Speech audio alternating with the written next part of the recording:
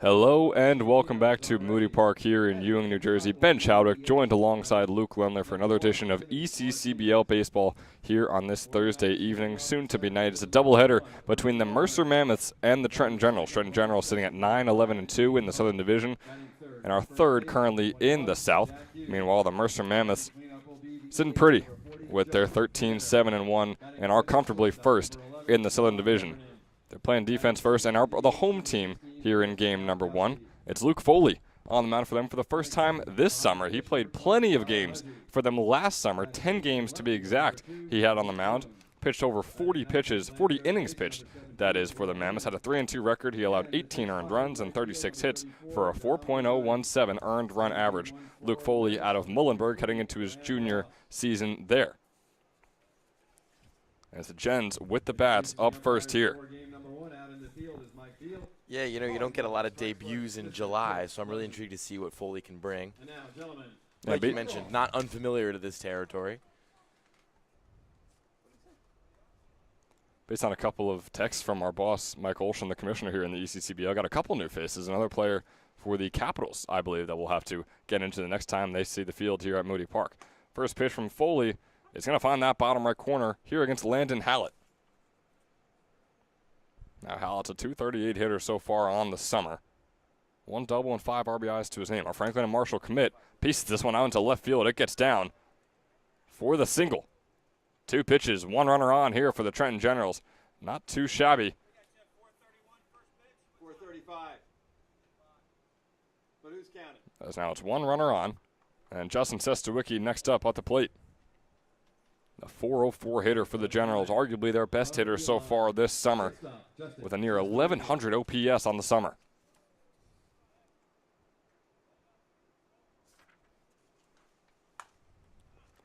Sestawicki puts this one sky high, also out into left field, and it'll also be caught out in left field for out number 1. Yeah, these guys swinging early here on Foley. You got to think maybe they also know it's his debut. They try to pounce on somebody who might be still feeling out his pitches this summer. That's possible, yeah. And Foley, in his last spring, pitched over 48 innings and had a 9.12 ERA. So has had his struggles. In this past spring, his sophomore season, where he allowed 49 earned runs and 70 hits. And a batting average against of .335. Right now he's facing off against Nick Tomasetto.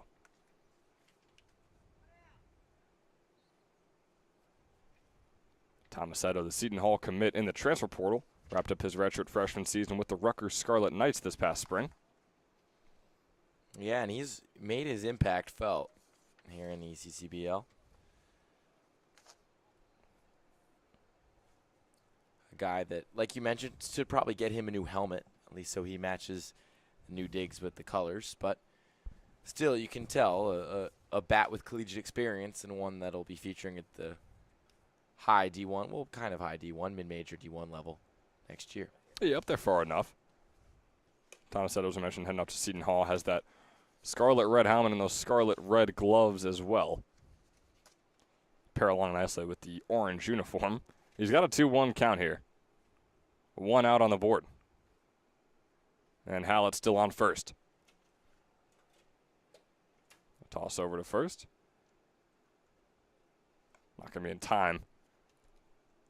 Jack Hughes playing first here for the Mammoths, with Pope on second and Heyman on third. Heffernan is the shortstop. And it's Huzzy catching all the balls and strikes. That fastball is down low to bring up a 3-1 count on Tomasetto. And rounding out the outfield, Nate Jones, Ryan Mullern, and Dom Bozzoni from left to right. And with how aggressive the Gens have been on Foley, I'd expect maybe a swing here. We do, as this one goes right past Heffernan's glove. Hallett will take second. Tomasetto is safe on first. And every single batter has gone out into left field, whether by way of a ground ball single or a fly ball out. Nate Jones out in left field has had his work cut out for him early on here in this one. Yeah, it shows you all those being hit to the pole side. They're getting out ahead of a lot of these pitches. Foley could probably maybe find some more velo in there to get these hitters behind what he's throwing. So now on comes Jack Ploppert. Takes the first ball high and away. Ploppert, another one of the ECCBL All-Stars here on this Trenton Generals team, who we just saw last weekend in that ECCBL All-Star game.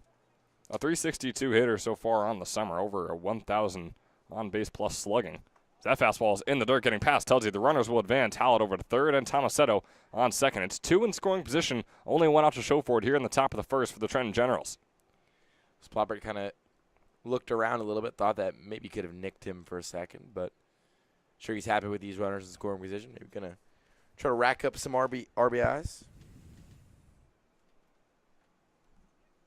On the 2-0 count, Ploppert swings away, has nothing on it. Brings up a 2-1 on himself.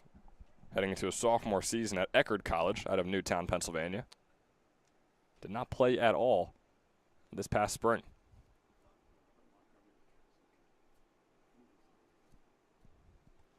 Here's the 2-1 offering coming up here. 2-1 pitch, swung on, goes right over to Heffernan. 1 run will score. Will Ploppert make it safely over to first? He absolutely will. The RBI single for Jack Ploppert brings home Landon Hallett. Tomasetto takes third, and runners on the corners, while the Trenton Generals now lead 1-0 over the Mercer Mammoths. Yeah, another nice piece of contact for a Gens hitter off of Foley. Lacking some swing and miss stuff early is Foley. But still, a double play ball is possible to get out of this perhaps just a little bit scathed. First pitch outside. Ploppert taking off for second. The throw was powerful and got there in time. Only problem was the place where the ball went. It was a bit high and to the right of the bag, forcing Heffernan to leap up and make the grab, so it didn't head out into the outfield and allow Tomasetto to come home. So now it's runners on second and third, 2 in scoring position. Same situation we had when Ploppert was up at the plate in his last at-bat. Instead now it's J.C. LaCara taking a pitch high for a 1-1 count. LaCara heading into a sophomore season at Randolph-Macon. He's already got 8 RBI to his name. Could tack on a couple here as that fastball goes just on the outside corner. Brings up a 1-2 count on him. He's got 8 RBIs, but also has 13 strikeouts as he faces the 1-2 count here. A 15-pitch inning thus far. Here is the 1-2 offering. Fastball outside and low for a 2-2 count.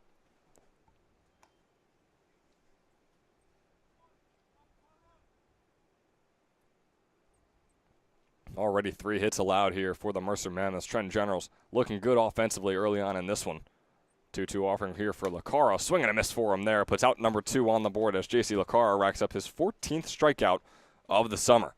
And now with 2 outs on the board, 2 still in scoring position here for the Trenton Generals. And on comes Alex Bischoff. He's played 16 games for the Generals so far this summer, but it's just a 158 hitter. Yeah, that was the first time we've really seen Ross put some heat on a ball. Got that up and outside of the zone.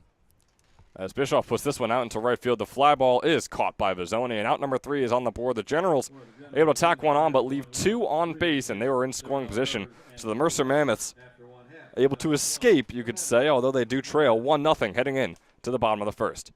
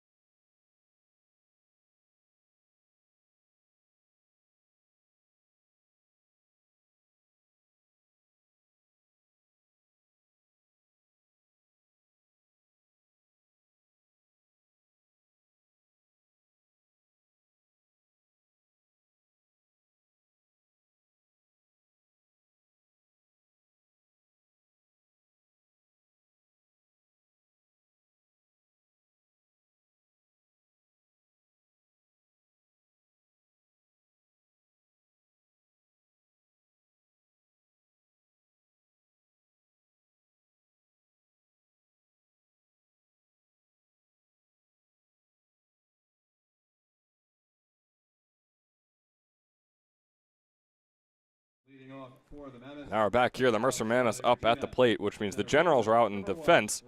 And it also puts Ronan Huang on the mound for the Gens. And, Luke, I know you're a huge fan of Ronan whenever he's out there pitching for the Generals. Hey, it feels like I've seen him about 10,000. I've seen him more than I've seen my friends who go to Tufts, just like Huang does this summer. So always good to see the southpaw out there. We got southpaw on southpaw action today. Facing off against Mulhern, who grounds this one right over to third baseman. The throw over to first is quickly and easily in time for a quick out number 1 here for the Mercer Mammoths as Coach Mike Coryell races back over to his dugout there. The second baseman, Nice quick ground out. Landon Howe tossing it over to Nick Tomasetto. And now it brings on Jake Pope out of Mercer County Community College. One of the bevy of Mercer Mammoths All-Stars. And with a lot of those guys dotting the infield. Yeah, 370 hitter for them so far on the summer. First pitch he takes inside for a ball 1. I mentioned Huang. He's pitched 21 innings so far this summer. Has a 2-0 record. He's allowed only 15 hits. Comes out to about a 6.4 earned run average with his 15 earned runs he's allowed. So kind of been an on-off summer for Huang so far. Yeah, but he still has a lot of those innings to his name. You know, there's something to be said in a league with such volatile pitching to be a guy that can not necessarily explode and at least get you through half of a game. Oh, absolutely. And he did see a fairly successful sophomore campaign over there at Tufts. Only pitched about 9 innings, but allowed 5 earned runs and 9 hits for a 4.82 earned run average. He's got a 3-0 count on Pope here. Lofts that one in there for a called strike 1, as we normally see pitchers do with those 3-0 counts.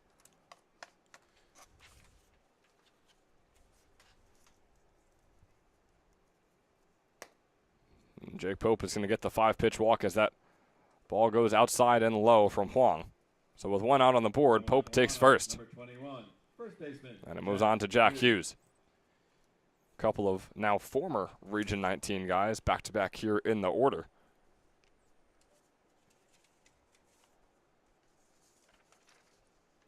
Hughes wrapping up his redshirt freshman season over there at Lackawanna.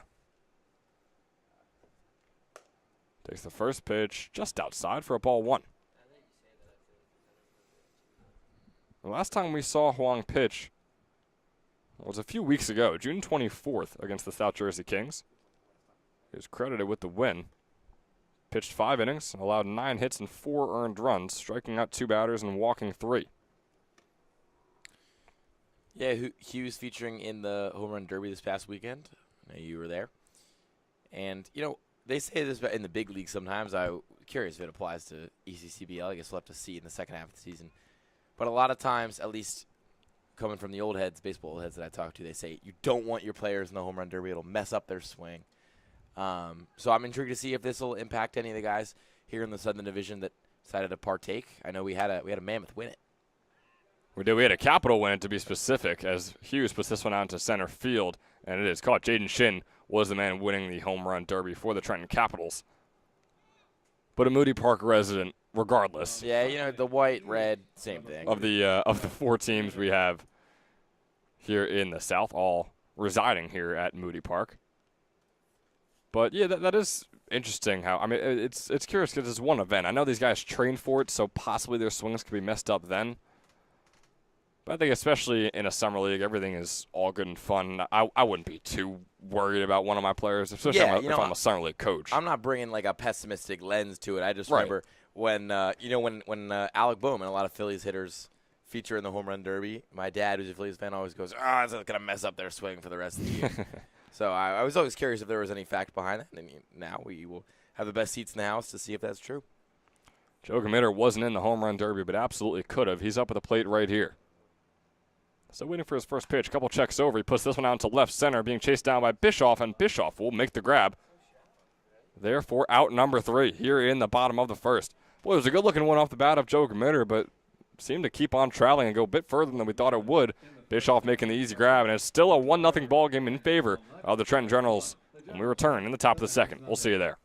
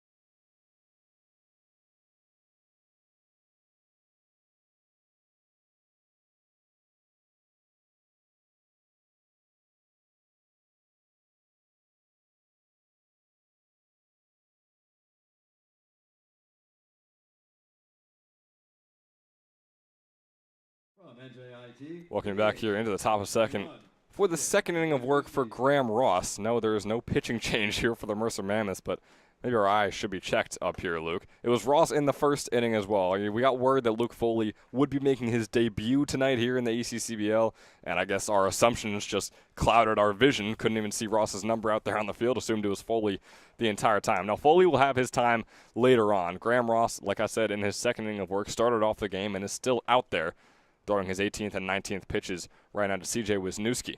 Graham Ross heading into his junior season over there at Drew University.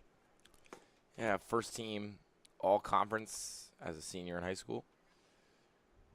You couldn't say, he hasn't put up first team all-conference numbers perhaps at Drew University, but still, long ways to go for him. He's been very solid this summer, though. One of the 4 ECCBL All-Star pitchers on this Mammoth staff. He's thrown 20 innings so far this summer, has a 3-1 record, led 17 hits and only 6 earned runs for a 2.1 earned run average. Wisniewski has a 1-2 count against him. Takes that breaking ball in there for a called strike 3. So Graham Ross continuing his work here. We're in the top of the second. Yeah, Wisniewski, usually a pretty aggressive hitter. Of his 7 strikeouts this year, only 2 of them have been looking. That one, you can tell by the way he stood up. Did not agree with the call. Number 27, Donato Incalingo. And you could hear Coach Coriello as well not agreeing with his choice. It's Donato Incalingo grounds this one foul just off the third base line. Bit frustrated with his hitter there, not swinging the bat. As on now is Donato Incalingo, another ECCBL All-Star and another home run derby participant. He represented the Generals over there in Quakertown. A 263 hitter on the summer. In the 18 games he's played, 0-1 count, swung on and missed as he falls over as well. Brings up an 0-2 count. He's all good, just a bit shaken up. Yeah, it might be the summer league right now in the NBA, but we're still breaking ankles over here at Movie Park. That was pretty vicious. Yeah, we don't have a stat for the amount of ankles that Graham Ross has successfully broken, but that might be his first right there. We all got to start somewhere. 1 out on the board, 0-2 count here on Incalingo. Fastball is low, and it'll bring up a 1-2 count on him. He was a .330 hitter at Penn State Abington this past spring in his sophomore season there. Had 7 doubles and 6 home runs. Yeah, we've seen the power from him so far this year, too. As that one, he checks himself early enough to bring things to a 2-2 count if that fastball was high. Definitely seen the power from him so far this spring. 6 home runs in the summer, 6 home runs in the spring, I should say, 4 in the summer. 2-2, pieced out, past left field. Nate Jones not even going to chase it. Talk about the power. Donato Incalingo tacking on number 5 here in the ECCBL regular season. My, oh my, that is a difference maker rounding the bases right there. 2-0, the Generals lead.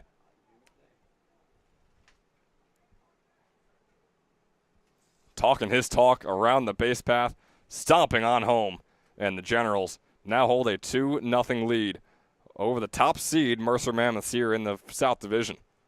Whew. I mean, that thing was smoked off the bat. There's a lot of hits here that look good off the bat, but you're like, that's probably not going to get out of this big ballpark. That thing, it felt like that was perfect. It's like you heard us up here talking about the power. Just I was going to say, pieces one, unloads on a breaking ball. And Ross knew it as soon as he threw it. He put his hands on his hips.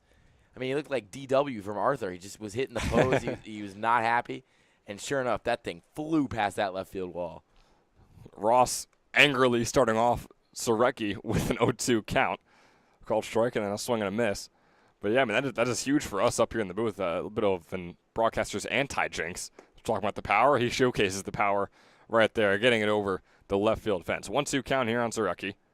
The Fairleigh Dickinson commit wrapped up his senior season at Seton Hall Prep. A .392 hitter there. Takes that fastball on the inside corner. 1-2, called strike.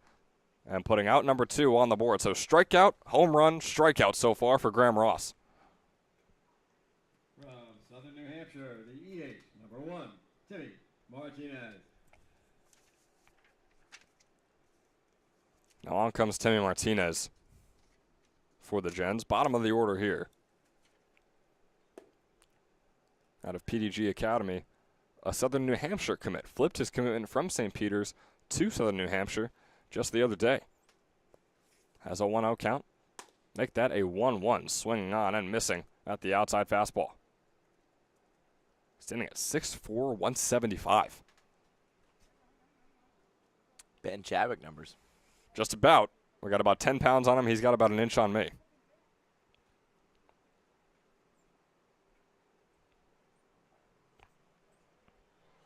The 1-1 swung on, shallow grounder right over to Ross. He's going to turn around, make the throw.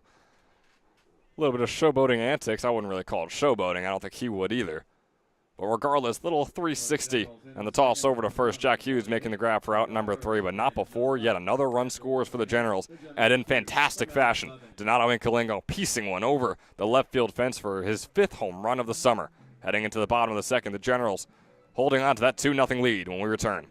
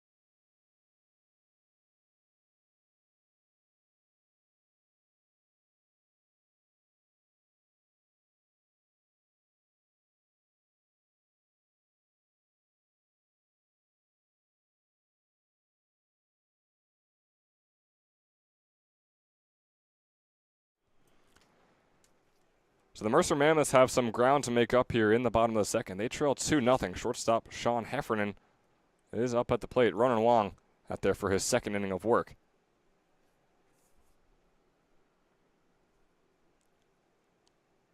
Has a 1-0 count. Make that a 1-1. Finding the outside corner. Very similar fastballs to start off the at-bat. Let's just be inches away from each other, outside then inside. The 1-1 is going to be a fastball low, bringing up a 2-1 count on Heffernan.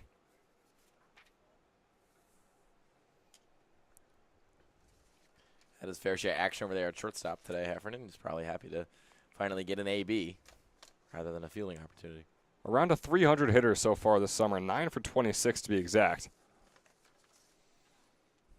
That is me saying around 300 a pure guess. Once I saw 9 for 26, it absolutely is.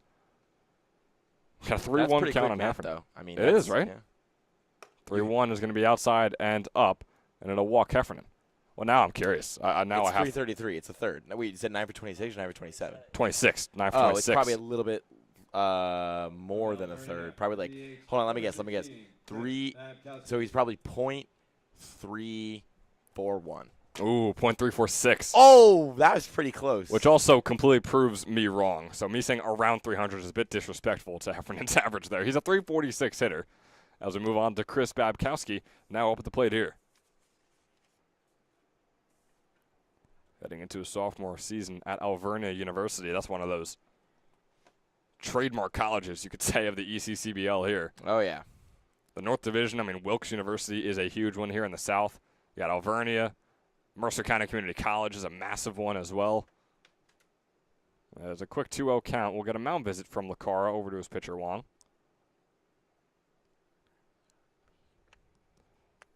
One runner on here for the Mammoths. Babkowski standing at 6'3", 205. 423 hitter so far on the summer. In the 14 games he's played. And over 1,200 OPS. And he has really turned it on recently as well. Was hovering around a 200 hitter just about a month ago here for the Mammoths.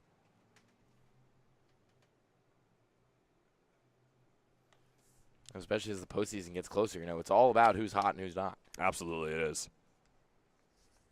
Especially in a single elimination tournament. I mean, goodness. Yeah, no series whatsoever. There's a 2-1 count coming up here on Babkowski. No outs, one runner on. Fastball clipping the bottom right corner. for a 2-2 count. And, I'm as much of a big fan of March Madness as the next guy and the NFL playoffs and all that, but I feel like it is true that it's a lot easier to upset a team and go on a miracle run in a single elimination tournament. Oh, it easily is. Yeah, a series is what's going to showcase here's who the better team was. Because you're playing whatever it might be, a 3-game series, 5-game series, 7-game series. That is going to showcase. No, if you're better, you're bound to win the series. Kind of hard to fraud your way to a series win. Exactly. But still, that piques my interest for this playoff run. Full count on Babkowski is fouled off, just past the third base line. Second batter here in the bottom of the second, still no outs, and he's got a 3-2 count on him. Was just a .293 hitter in his freshman season, which again, counting in the freshman part of that, pretty impressive from Babkowski over there at Alvernia. That fastball is going to go right off the glove of Lacara as Heffernan steals second. Lacara, eyes were a bit bigger and got a bit ahead of him there. So after that walk, Wong will get a mound visit here from Coach Coryell. He's 22 pitches in here in the bottom of the second with no outs.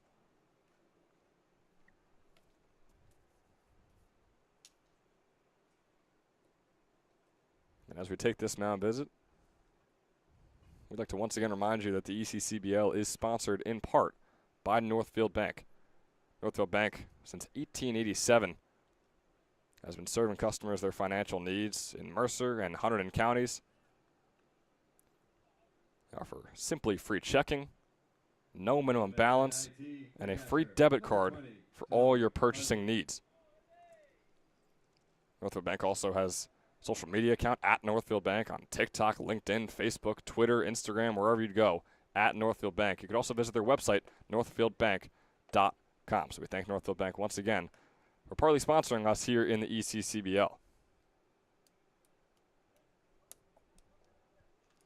Up at the plate with 2 runners on, Tyler Huzzy. Starting off with a 0-1 count after that failed bunt attempt.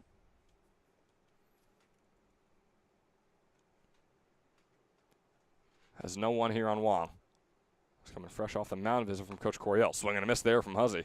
Seems to be a successful mound visit in his first 2 pitches afterwards.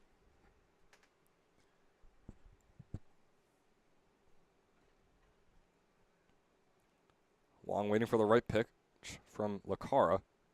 Here's his 0-2 offering. Way outside, not going to get Huzzy biting on that. Brings up a 1-2 count. Tyler Huzzy, the catcher out there for the Mammoths today. A .286 hitter on the summer, was a .364 hitter this past spring for Jackson Memorial.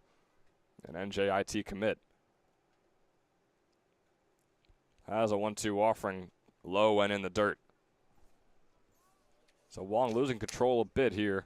He was ahead in the count and now has a 2-2 against Huzzy.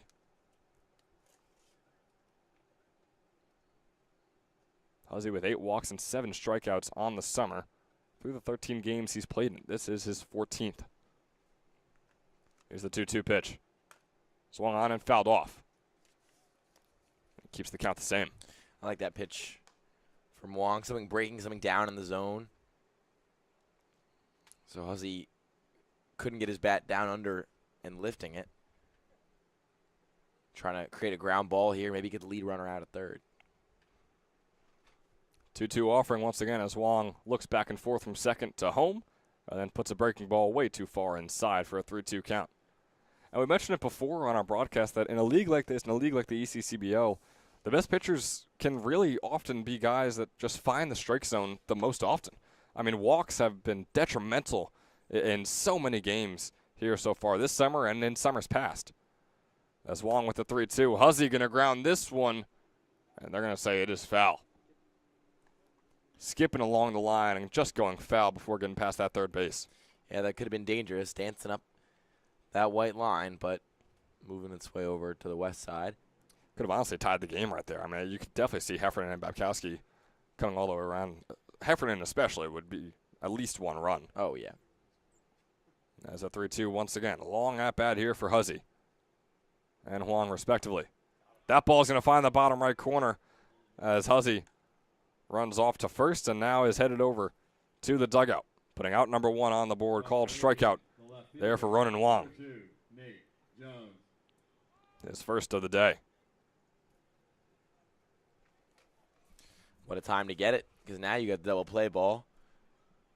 Still trying to push stuff down in the zone. This is where I'd say find the strike zone, which I know easier said than done, but let your fielders make the play for you, right? You just mentioned the double play ball. Make the play at third, second, first. I mean, you have 3 options for the double play. So let your fielders take care of it if Jones is able to put one out there and play. Huang did so on the first pitch, had a called strike 1. Here is the 0-1. Taking his time, offering. Huang on by Jones, out into left field. Bischoff is going to corral it. Rounding third is Heffernan, and staying at third is Heffernan as well. Bases loaded here after the single from Nate Jones. But again, that was a really nice throw by Bischoff. He got there, he charged the ball, he didn't let it come to him, he picked it up and fired it in. And he forced the runner to hold up at third. Good hold by the third base coach as well.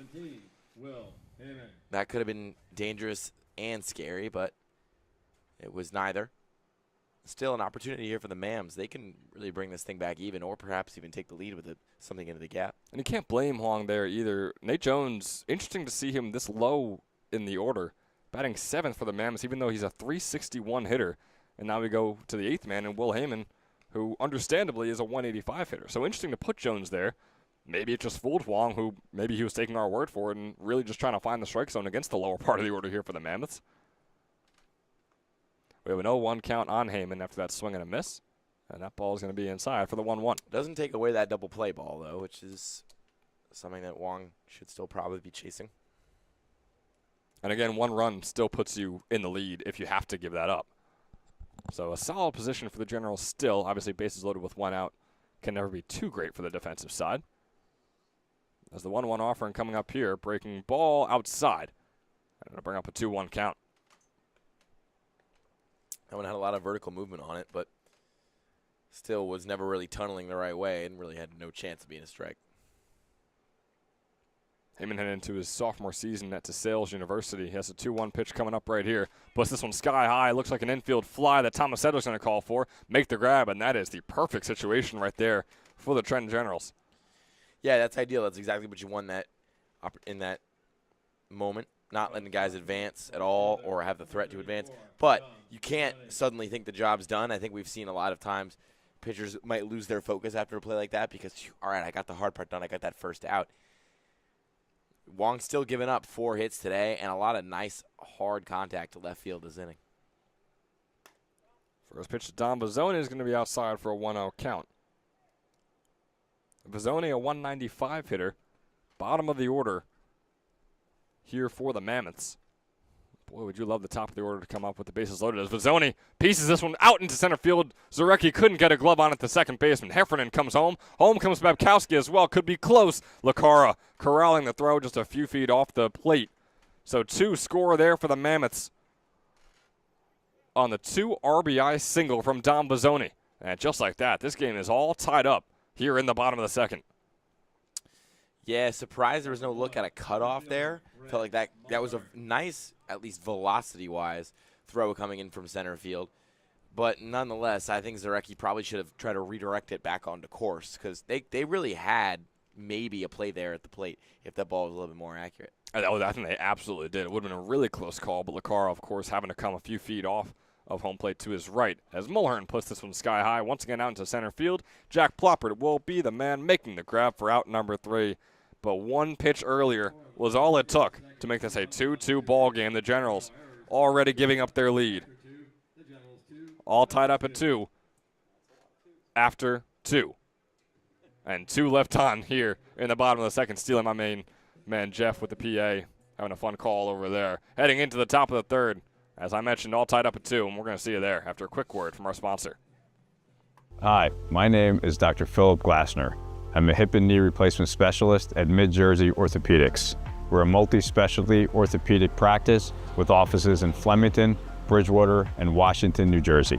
We have 18 fellowship-trained specialists to take care of you from your neck down to your toes. We offer conservative management such as bracing, therapy, and injections through surgical interventions as well. Our goal is to keep you active and healthy and get you back in the game. We also offer on-site digital x-ray as well as MRI.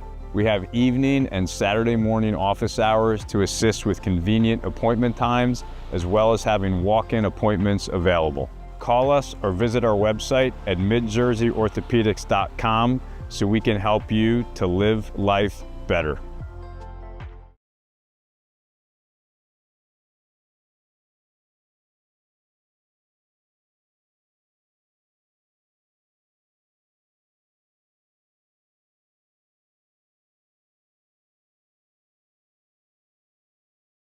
Leading off for the Generals from Welcome back to the top of the third. Graham Ross on the mound for his third inning of work, and Landon Hallett up at the plate in his second at-bat, looking for his second straight hit of the day.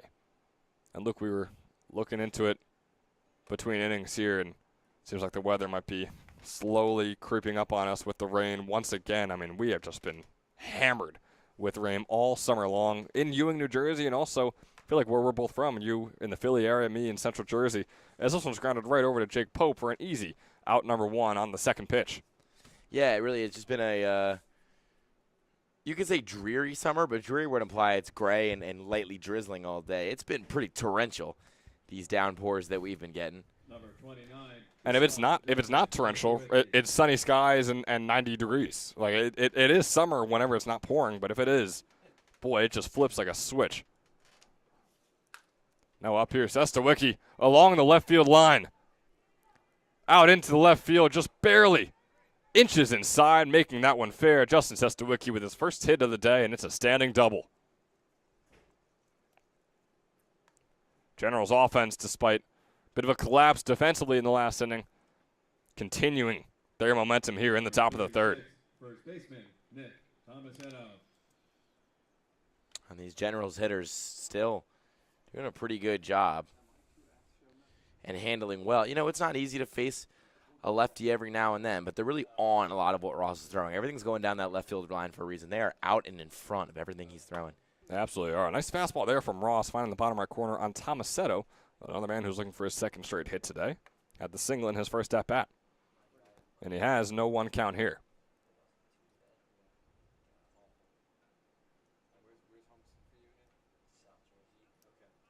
0-1, off goes Sestawicki over to third base. No contention at all from Huzzy behind the plate. And it's a 1-1. 1-1 count on Tomasetto. But yeah, like we were talking about the rain, we got a 40% chance at 6 and a 50% chance at 7. Of course, playing a doubleheader here as Tomasetto's going to get that one right past Heffernan, bringing home Sestawicki. And Tomasetto with the RBI, near double, or will he be out? They're going to say he is. Tomasetto a bit too aggressive on the base path. So call it an RBI single for Nick Tomasetto. And also put out number 2 on the board here in the top of the third. But once again, the Generals, consistency is key. 1 run in the first, 1 run in the second, 1 run now here in the third. And, you know, they held that lead for about as long as it takes you to say flabbergasted, because I mean, just really getting out in front of and dictating these at-bats right now are the Gens hitters. It's been tough for Ross to get himself out in front in a position of advantage and strength. On the 1-0 pitch, Ploppert fouling that one off into our Moody Park parking lot. Another guy who had a single in his first at-bat is a .362 hitter on the summer with 8 doubles, 1 triple, and 1 home run. I mentioned he's heading into a sophomore season at Eckerd College. First real action he's seeing in quite some time after not playing in his freshman season. That one's going to get right over the head of Heffernan. Boy, he gave it everything he got, showing off the vertical, but it wasn't enough. Out into left field, Ploppert finds himself on first. And the inning seems like it's far from over with the way the Generals are hitting right now. Yeah, you wouldn't call him a short king, but at 5'10", Heffernan is no basketball player and couldn't really get up there and pluck that one. 7, the catcher, J.C. LaCroix. As these hitters continue to just string together stuff, this is how big rallies go. Even with 2 outs, you start to forget about the out number on the board. That's no longer important. You're not shortening up. You're not trying to prolong things. You know you can smell blood in the water, and you know you have a chance to just get RBI after RBI when you're hitting the ball this well. That is something we often see, too. I mean, 2-out rallies are uncommonly common here in the ECCBL. That's a pretty good tagline for this league, uncommonly common. J.C. LaCroix up at the plate, grounding this one right over to Pope. going to make the fielder's choice out at second. Heffernan making the grab on second base, getting Ploppered out for out number 3 here in the top of the third. But the Generals, we mentioned, consistent through 3. 1 run in the first, 1 in the second, and now 1 here in the third, heading into the bottom. The Mammoths trying to replicate what they were able to do in the bottom of the second. They trail 3-2. We'll be right back.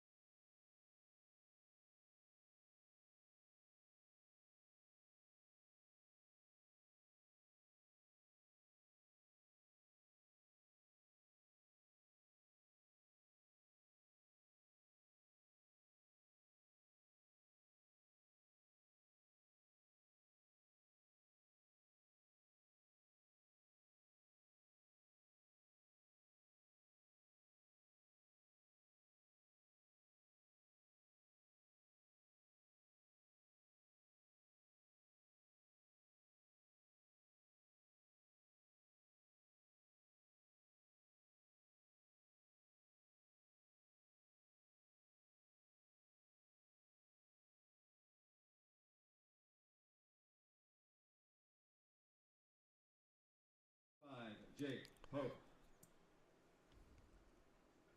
Bottom of the third here for the Mercer Mammoths. 2, 3, 4 due up for them, starting off with Jake Pope, who walked in his first plate appearance. And Luke, we were listening to some tunes during the break heading into the bottom of the third. Runaround Sue was playing, and our home plate umpire, Chris Losey, jamming out while waiting for the action to resume, as were we here in the press box, which is something you always love to see. And we also learned that he's got a podcast in which he talks about the game that we all love that we're watching right now, baseball. So pretty cool to see him do it. Yeah, he's a Renaissance man. 1-1 count on Pope. Make it a 1-2. Swing and a miss. Running Huang in his third inning of work. Just over 40 pitches on the day. Some solid efficiency from both these pitchers so far, hovering around the same pitch count. On the 1-2 offering is going to be low in the dirt. Lacaro somehow picking that one. No runners on, so it didn't matter too much, but still good practice for him. So 2-2 offering coming up here for Pope. Swan, short grounder right over to Surecki. He makes a throw over to first. And out number 1 is on the board here in the bottom of the third. Advancing on over to Jack Hughes. Jack Hughes. Yeah, Jake Pope, who played for Mercer County this past spring. And now Jack Hughes, the man who eliminated them and ended his season over there at Lackawanna College as they beat them in the Super Regionals and advanced on to the NJCAA D2 World Series. Hughes, his first pitch. Once again, in the dirt from Huang. I've seen a bit too many of those for Huang that I'm sure he would like, where it seems like he's very in control, pain in the usually the bottom left or bottom right corner.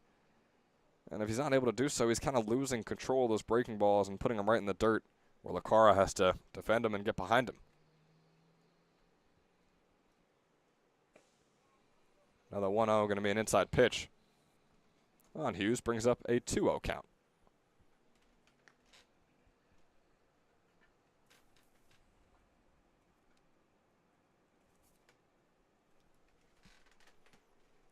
Two offering to Hughes. Once again, finding that outside bottom right corner. Brings up a 2-1 count. Hughes looking to get on base for the first time today. 380 hitter this summer, a 436 hitter this past spring. 2-1, swung on, fouled off right over at the Generals dugout. Good job to get back in this at-bat by running Wong down 2-0. Couldn't really locate. But again, you just put that stuff in the zone. You hope you get a foul ball, a swing and a miss, and all of a sudden you're back in the driver's seat here at 2-2. Here is the offering on the count. And once again in the dirt. So it is very interesting to see from Huang, who, like we said, has looked solid enough today. I mean, he's through 3 innings and allowed 2 hits, 2 earned runs, and 3 walks. So maybe not the greatest game of all time, but nothing detrimental, but has still struggled with his control at times here, as that one's going to be a bit too far inside and low on Hughes, and the 3-2 pitch is going to walk him. Coach Coryell not ecstatic about that one. Can hear him making his thoughts heard over there in the Generals dugout. There is a pitcher warming up for the Generals right behind the Coryell Tree Service sign, so can't quite find the number just yet. It is definitely a righty. That's all I got right now. As Joe Gamitter comes up and on the very first pitch puts this one sky high onto left center, Jack Ploppert making the grab for out number 2.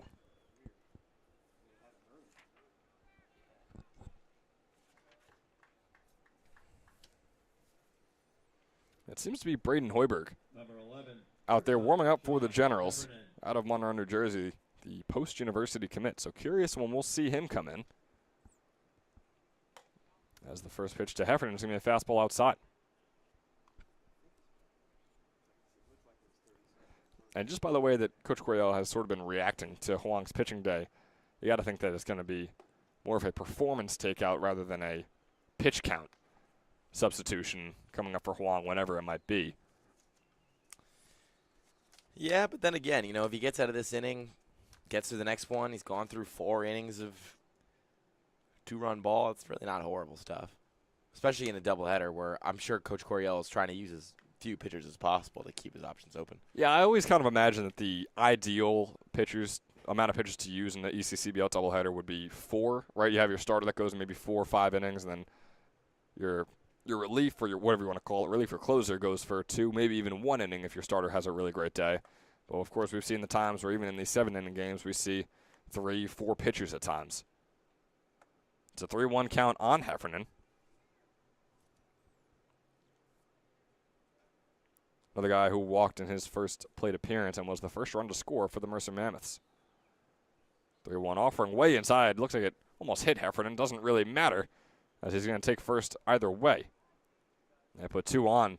Another mound visit here from Coach Coryell. Yeah, about just controlling his pitches of his Wong more than anything. And Coach Coryell's going to jab a finger towards left field fence. Yeah, kind of a threat. Like, do you want me to pull him in already? He's not warm yet, but I will if I have to. Sort of that kind of speech from your summer league coach right there. Huang telling him he's all good, and he'll continue on here, facing off against Chris Babkowski now. Another guy he walked in his first plate appearance. Heffernan just walked for the 2nd straight time. Babkowski wouldn't be too mad at doing so, although he is a dangerous hitter and would love to swing that bat and get some contact right here. 423 hitter on the summer, to be exact. The 2nd highest average on the team. Swings to the first, shallow ground ball that is just going to go foul. Would have been a close call if it stayed in, as both Lacara and Huang were chasing it down, but instead it would just be a simple strike 1 on the count.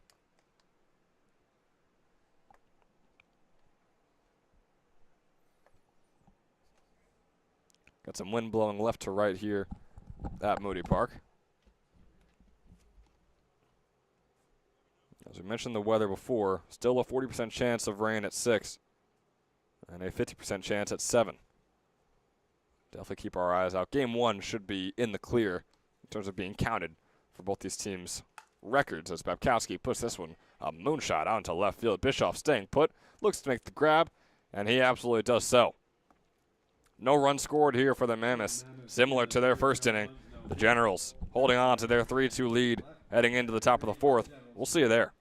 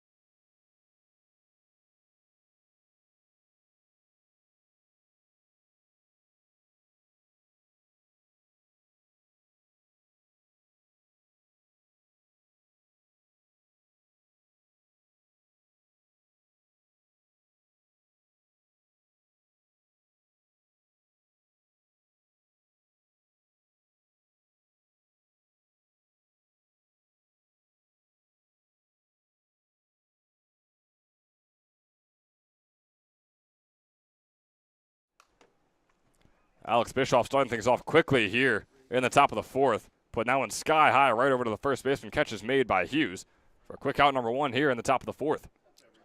Yeah, not super happy about that one. Popped the bat right into the dirt. Number 21. Boy, he threw that so hard into the dirt. I thought it was just going to stick upright and bury itself down there. But instead we move on through the order. Bat did not stay down. And C.J. Wisniewski up for his second at-bat here today. I'm intrigued to see how Ross can adapt because, again, the velocity really hasn't been there for him so far today, all day. Hitters are kind of out in front of his stuff. They're pulling it really hard to left field. And as you pitch more, you know, theoretically you're going to get a lot more tired. So how is he going to navigate that? Is he going to maybe have stuff breaking lower, have stuff breaking wider, maybe take even more off, a lot of off-speed stuff? It's an interesting place here for him. 1-1 on Wisniewski. Swings and misses at the 1-1, bring up a 1-2 count. And he had to pull himself back on the pretty far outside ball the pitch prior to that as well. He struck out in his first at-bat. And seems to be very aggressive so far here today. That fastball just going to be inside, bring up a 2-2 count.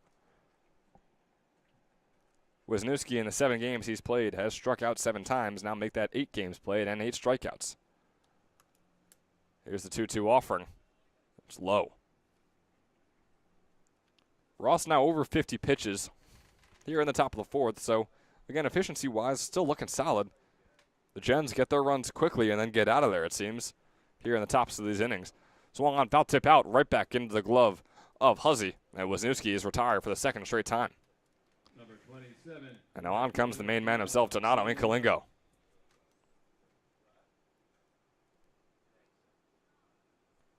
We all know what happened in his last at-bat. Absolutely pummeled one. About 360 over the left field fence out there. That takes the first one in there for a called strike one against Ross. 2 outs on the board, no one on here for Incalingo. Oh, one swung on out into left field. Chased down by Jones. Is he going to get this one? No, instead it is gone once again. Donato Incalingo. The first 2 home run day of the ECCBL season from anyone. My goodness, out of Penn State Abington. He has been unbelievable. Had 6 home runs this past spring, now has 6 on the summer, making short work of Graham Ross and this entire Mammoths team. Donato Incalingo, his own 2-out rally, all by himself, makes this a 4-2 ball game in favor of the Trenton Generals. Yeah, you know, he's got red hair. All he sees is scarlet when that fastball's coming right into the zone. He has just unloaded on 2 of those so far today. Just trying to challenge him seemingly there was Ross and picked the wrong guy to push his luck against. That thing, again, you mentioned a lot. There's a lot of hits where you're like, that was pretty hot off the bat, but that has no chance. Another one, when you see it right off the bat, that thing is gone, and sure enough, dropped into the bullpen. The only hope for the Mammoths was might it push foul. Not even close. Snuck over that fence, probably went about 335, 340. Yeah, that was the only thing I was hesitant about. Seeing the way it came off the bat, I was wondering, oh, boy, that's going to be over, but where is it going to be over? It's going to be inside or outside that left field white line. Newly repainted left field white line, too, as well, after that rainstorm we had. Canceled the Mammoths and Kings game this past Tuesday. We're in about the 4th inning, I think that was. We have a 1-2 count on Zarecki. Another guy who struck out in his first at-bat. Santino Zarecki with the 1-2. Swung on and fouled off. He's 0 for 8. Or make that 0 for 9 on the summer in the 5 games he's played in with 5 strikeouts. So had his struggles early on. And not a big sample size. This one goes sky high and is once again going to be foul.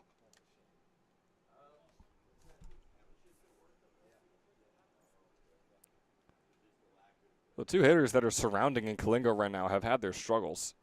3 strikeouts combined between Zarecki and Wisniewski.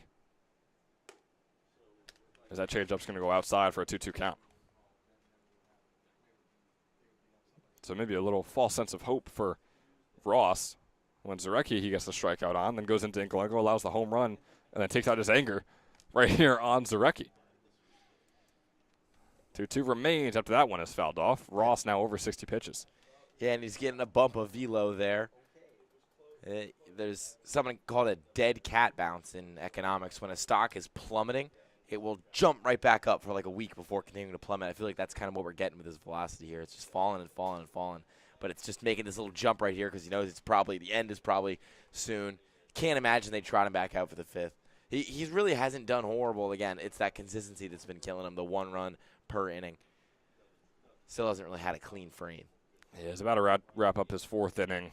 That's 4 earned runs. There's a swing and a miss right there. So 4 combined strikeouts on these 3 batters in the order. Of course, not including Donato Incalingo. No strikeouts on him, just 2 home runs past the left field fence. He once again tacks on the lone run here for the Generals. They have 4 runs. Half of them are entirely responsible from Donato Incalingo. 4-2 ball game heading into the bottom of the 4th. We got a good one here at Moody. Stay tuned. We'll be right back.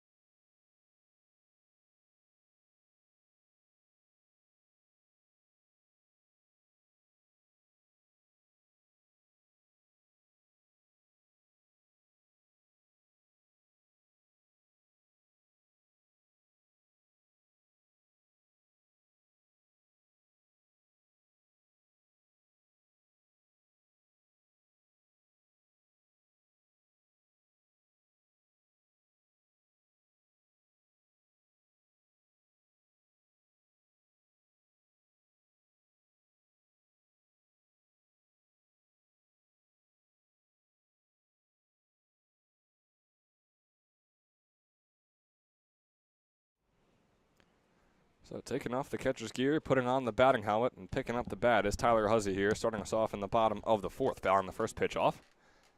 Running Huang out there for his 4th inning of work. He's thrown 58 pitches through 3 innings so far as Huzzy gets this one out into left field, looking for the double. It's a good one. Goes right over the head of Hallett. Huzzy rounding first and is going to stay there. That ball didn't quite travel as far as he wished it would. Of course, we got some wet grass here after all the rain, so definitely slowing the ball down as Bischoff is able to pick it up and make the throw over, keeping Huzzy on first. But that was smart by Huzzy for not stretch that potentially into a double unnecessarily.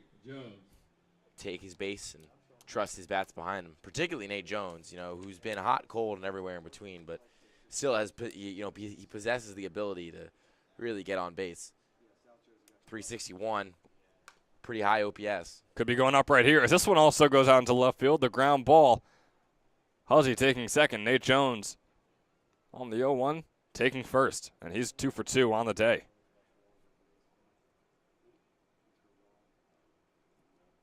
Number 17, third baseman. Nate Jones, a couple of singles in his first couple of at-bats, and now on comes Will Heyman.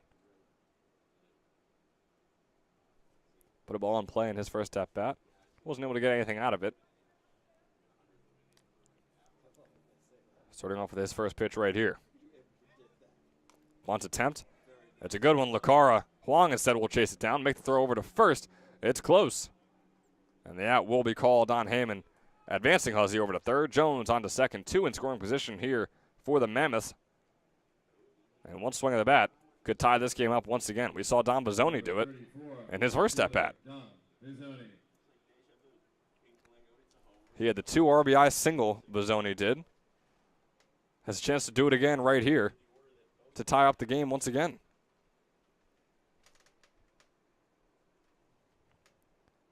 First pitch to Bizzoni. Checks himself as that ball goes low and outside for a 1-0 count.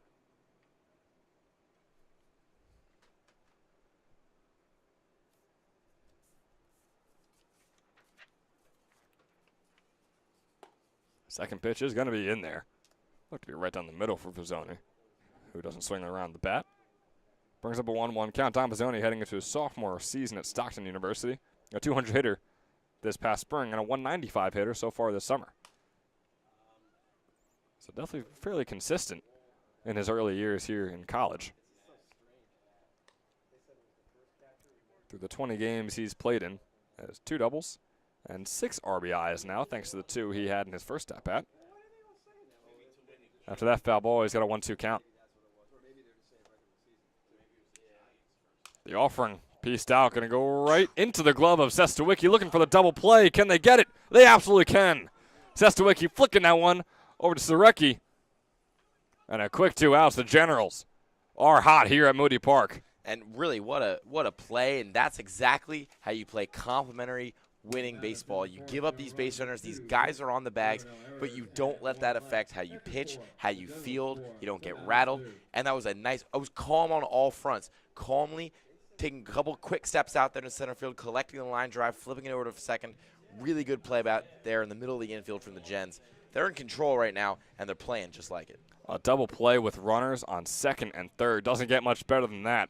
The Trenton Generals are red hot here at Moody Park with a 4-2 lead heading into the top of the 5th. We'll see you there after another quick word from our sponsors. Hi, my name is Dr. Philip Glassner. I'm a hip and knee replacement specialist at Mid-Jersey Orthopedics. We're a multi-specialty orthopedic practice with offices in Flemington, Bridgewater, and Washington, New Jersey.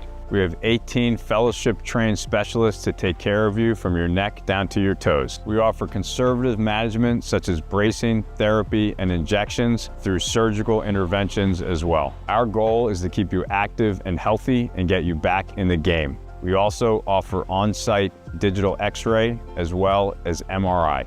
We have evening and Saturday morning office hours to assist with convenient appointment times, as well as having walk-in appointments available. Call us or visit our website at midjerseyorthopedics.com so we can help you to live life better.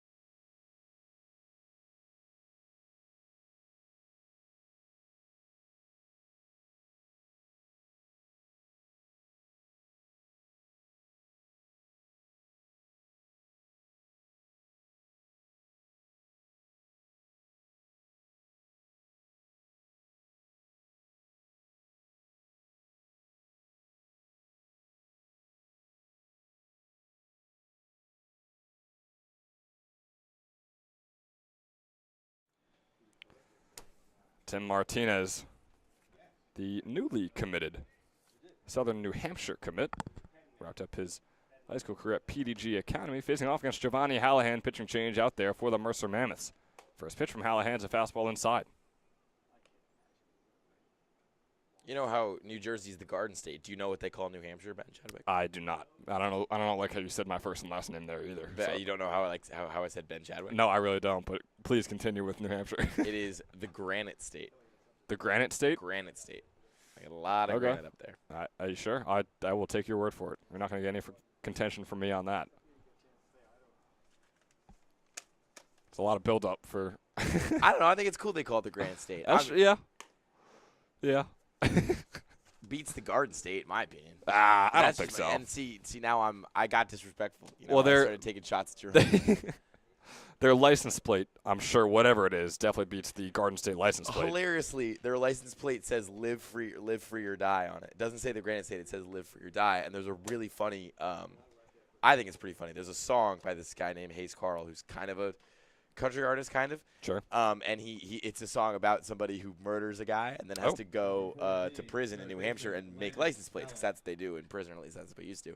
And making license plates that say "Live free or die" while you're in prison is pretty funny. Fairly ironic. You see the vision. It was a 4-pitch walk. Starting things off there for Tim Martinez. Just his 4th walk of the summer. Just his 6th time on base this summer here in his 10th game played. Now on comes Landon Hallett. Back to the top of the order. He's 1 for 2 today. Takes that breaking ball a bit low. For now a 2-0 count. So I mentioned Devontae Hallahan on the mound. He's pitched 20 innings so far this summer. Has no 1-1 record. He allowed 21 hits and just 9 earned runs for a 3.15 earned run average. That ball way inside. That's going to be ball 7 right now for Hallahan through his 7 pitches.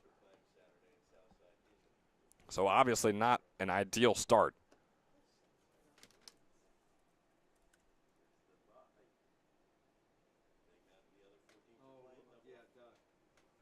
For the man out of Widener University. Wrapped up his freshman year, pitched 15 innings, and had a 10.2 earned run average thanks to his 17 earned runs alongside 22 hits. With the 3-0 count, still struggling to find the strike zone is Giovanni Hallahan. The Generals are just getting walked around the bases right now, something they haven't really been able to do. Really, they've fought for their hits. They fought for getting on base. But right now, they're just getting a free pass.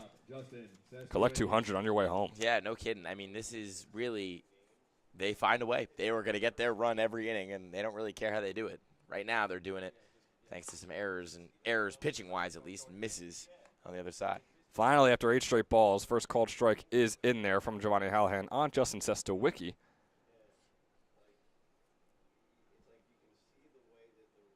There's the 0-1 offering, swung on by Sestowicki out into left field once again. Jones is going to make the grab this time.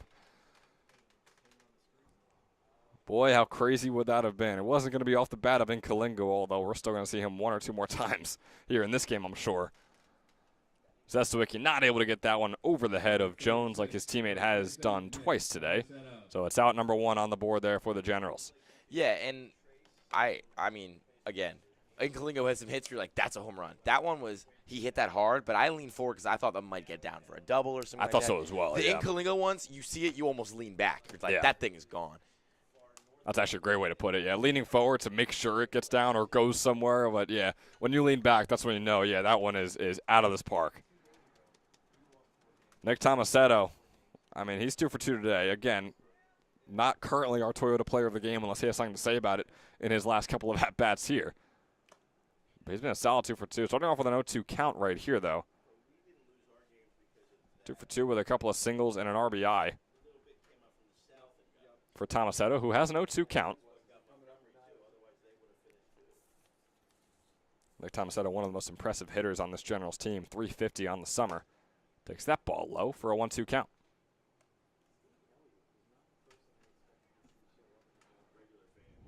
Hallahan started off very rough, obviously, against Martinez and Hallett. 8 straight balls combined against those 2 batters. Has a chance to really bounce back here, though, especially against Tomasetto and Sestowicki, 2 of the most prolific hitters on this Generals team. Has a 2-2 count on Tomasetto, though, after he puts that one inside.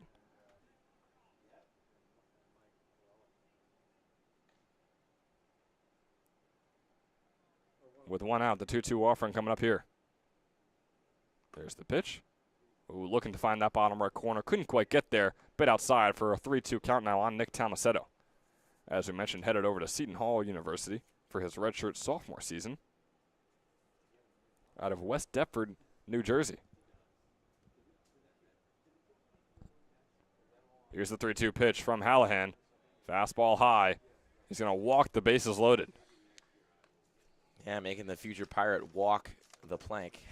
That's who did there with the, and the crowd goes mild. Not a fan of that one, I suppose. You got an oof out of me. You could take that however you want. I guess that's better than the silence and a side eye, you know. So, again, taking what they're giving them, smart, complimentary baseball. I really like the way the Gens have approached this game. This is a team that their record doesn't always reflect it, but I think they're a very well coached unit. Oh, absolutely. They're playing well. The moment doesn't seem to rattle them too often. Even in their losses this year, it's just been a pitcher can't find the zone. It's just been sometimes you don't have the hitting talent. Today, it's been a different story. Off the bat, a plopper out into left field. High one that Jones is going to track down, putting out number 2 on the board as Martinez not going to move on.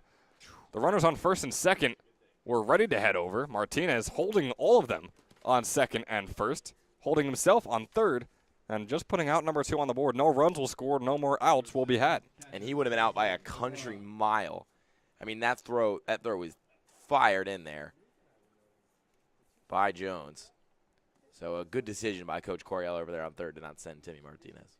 Yeah, Coach Coryell did his homework on Nate Jones, knew exactly the type of fielder he is, type of hitter he is as well. He's having a great day so far for the Mammoths, 2 for 2 in his 2 at-bats.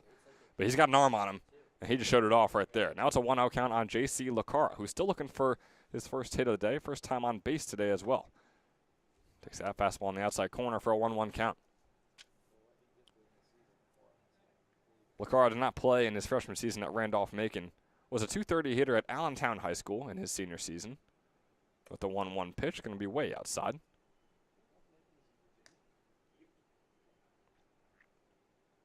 Standing at 5'11", 195, a .264 hitter so far on the summer with 4 doubles and 8 RBIs to his name.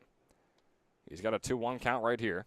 Hallahan over 20 pitches as LaCara fouls that one off, bringing up a 2-2.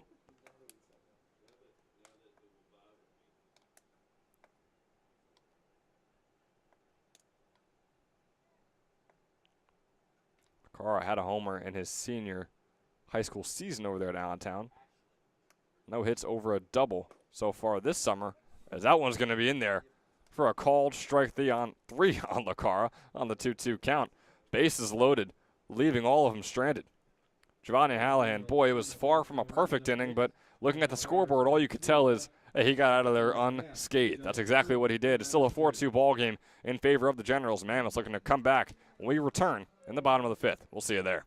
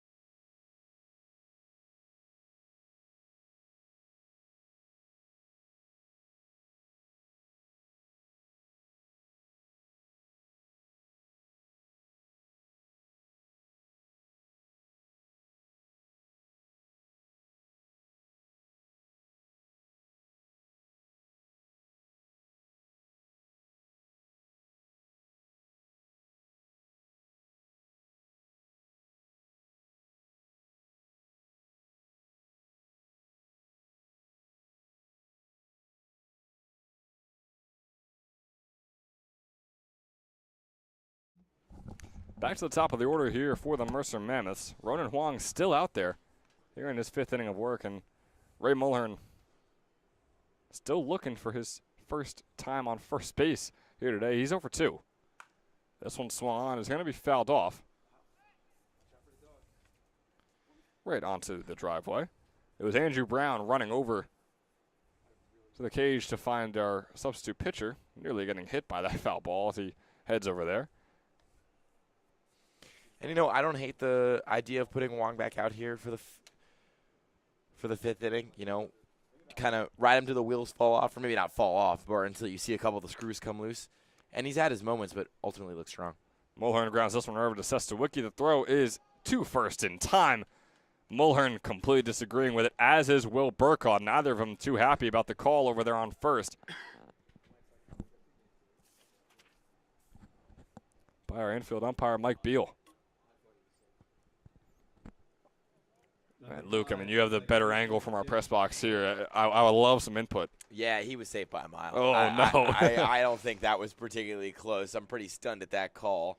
Mulhern's a quick guy, but to me, he was safe by a maybe not a mile, but a significant enough margin that I thought he was safe. Well, if we're I really didn't going to question it from all the way up here. Okay, that's fair. I was going to say, if we're really going to get specific with you correcting yourself on the mile call, I think we can shave it down about a mile. As this one's going to be grounded over by Pope, and it's going to be called fair. As Pope races over to first. And, boy, now Mike Coryell is not happy with Mike Beal, our infield umpire, either. Whole lot going on here. A couple of questionable calls. One time by the Mammoths. Well, the Mammoths thought it was questionable. Now this time it's Coach Coryell and the Generals thinking it's questionable. Pope is there safe on first. Luke, I'd love your input once again if you have it.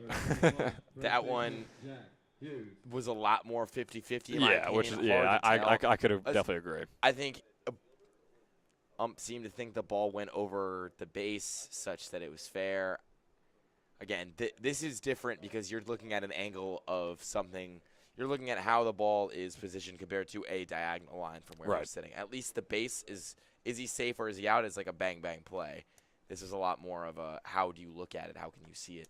And the way Thomas had fielded that grounder, he got the ball in his glove and just kind of slowly turned around, ready to throw it back to Huang, thinking that was a fair ball, or a foul ball rather, and that Pope would continue his at-bat. So obviously Tomasetto thought it was foul. Still a lesson out there, you know, something can be found in that is that you always – wow, that one was ripped, just a bit foul, is that you always play, you know, until the very end. You assume everything is fair. You assume that maybe the wrong call every time, and you're pleasantly surprised when you maybe get the call you like. Up at the plate is Jack Hughes, who was ripping that one, as Luke mentioned, just off the left field line for a 2-1 count after that foul ball.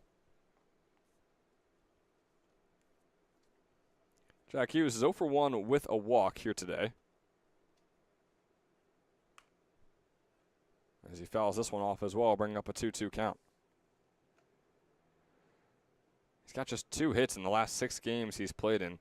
He went 2 for 3 against the Generals a few days ago, and their doubleheader went 2 for 3 in game number 1, and then went 0 for 3 in game number 2. As he's got a 2-2, putting this one sky high into shallow right field, being chased down by Inkalingo, who's going to make the grab just near the right field line for out number 2. So Hughes' struggles continue with the bat. Now, still on the summer, a 380 hitter average-wise. But again, this is a guy who was batting .520 in, like, I believe it was June 25th, June 22nd. So Hughes obviously taking a dip with the average, but with how well he started off the summer, is still very high up there in terms of the Mammoths statistically, and they're hitting. Now it's Joe Gamitter starting off with a called strike 1. Pope still on first, 2 outs still on the board. Gamitter looking for his first hit today. Breaking ball, grounds this one right over to Sorecki, the second baseman, making the fielder's choice out at second base, and puts out number 3 on the board heading into the top of the 6th. The Generals' defense has been stout for the majority of this game. The offense was held scoreless for the first time all today in the top of the 5th. They're trying to right the wrongs when we return in the top of the 6th. We'll see you there.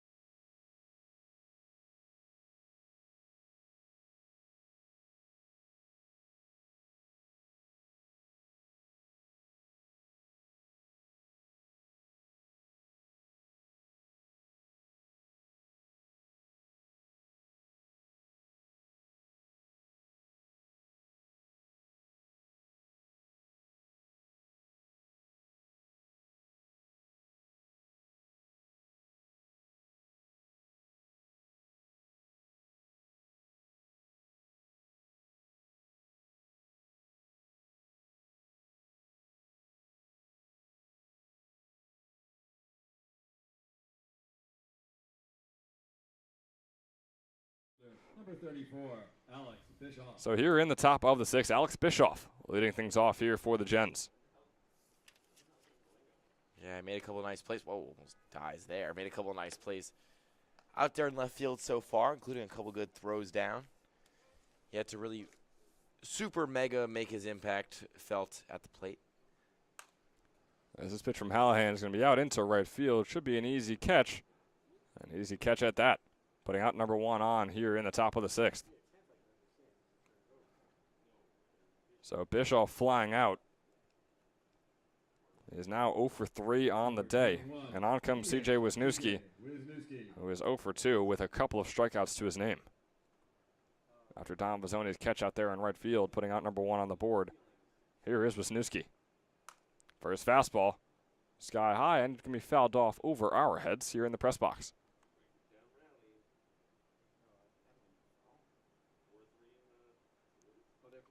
So an 0-1 count on Wisniewski, a 143 hitter on the summer, who now has 9 strikeouts to his name across the 8 games he's played in, including this one here today. Reminder, this is a doubleheader day between the Generals and the Mammoths. So we'll be with you about a half hour after the final ending here of game 1. That fastball is going to be inside for a 2-1 count.